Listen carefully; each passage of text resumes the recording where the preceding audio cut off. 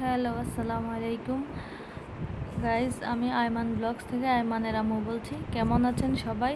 এই তো রাত 12টা ইন্ডিয়ার উদ্দেশ্যে রওনা হলাম। সারা রাত জেগে থেকে এই তো সকালের সোনালি সূর্যটা দেখতে পাচ্ছি। ট্রেনটা খুব দ্রুত গতিতে চলছে, ঝকঝকাঝক শব্দ করে। কিছুক্ষণের জন্য ওই ঝকঝকাঝক শব্দ শুনে সেই কবিতাটার কথা মনে হয়ে গেল, যেটা ছোটোবেলায় পড়ে আসছি। ট্রেনে অনেকেই ঘুমাচ্ছে, অনেকেই জেগে আসছে। আমি জানালা দিয়ে প্রকৃতিটা দেখছি, কি সুন্দর ফলমূল গাছ লাগানো, সবজি গাছ লাগানো। সকালবেলাটা খুবই সুন্দর দেখা যাচ্ছে। ট্রেন দ্রুত গতিতে বেনাপোলের উদ্দেশ্যে চলছে। ট্রেন দ্রুত গতিতে চলার কারণে চারপাশের প্রকৃতিটা তেমন ভালোভাবে বোঝা যাচ্ছে না। এই তো কিছুক্ষণের মাঝে ট্রেনটা ধীরগতিতে চালানো শুরু করবে, কেননা আমরা কিছুক্ষণের মধ্যেই বেনাপোল স্টেশনে পৌঁছে যাব। ট্রেনটা ধীরগতি হয়ে গেছে। ট্রেনটা ধীরগতি হওয়ার কারণে আশেপাশের গাছগুলো স্পষ্টভাবে বোঝা যাচ্ছে। এই তো ড্রাগন ফল গাছগুলো স্পষ্টভাবে বোঝা যাচ্ছে। আপনারা মোবাইলে কেমন বুঝতেছেন আমি তো জানি না, তো খুব ভালোভাবে দেখা যাচ্ছে গাছগুলো।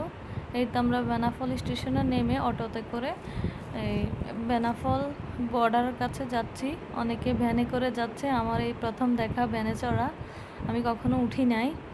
এই তো আমরা চলে আসছি ইমিগ্রেশনের এখানে।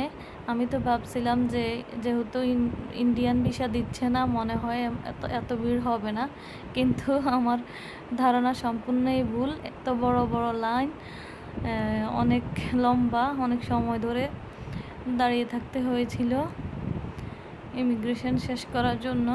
এই তো আমরা প্রায় অনেকটাই শেষ করে ফেলেছি। সামনে আমাদের ইন্ডিয়ার বর্ডার দেখা যাচ্ছে, ইন্ডিয়ান বিএসএফদেরকে দেখছি। এটা পার হলেই আমরা ইন্ডিয়া ঢুকে যাব।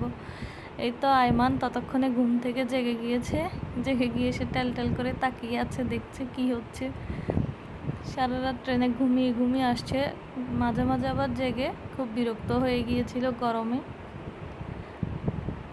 এই তো আমরা এই প্রথমবার ইন্ডিয়া যাচ্ছি।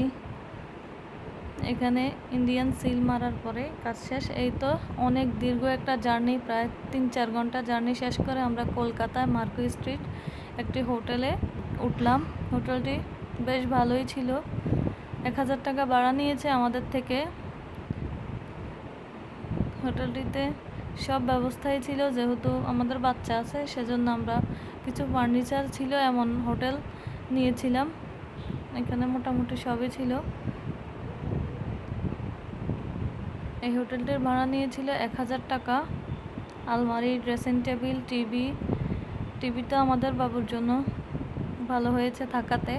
সে কার্টুন দেখেছে, খেলেছে, এই আর কি।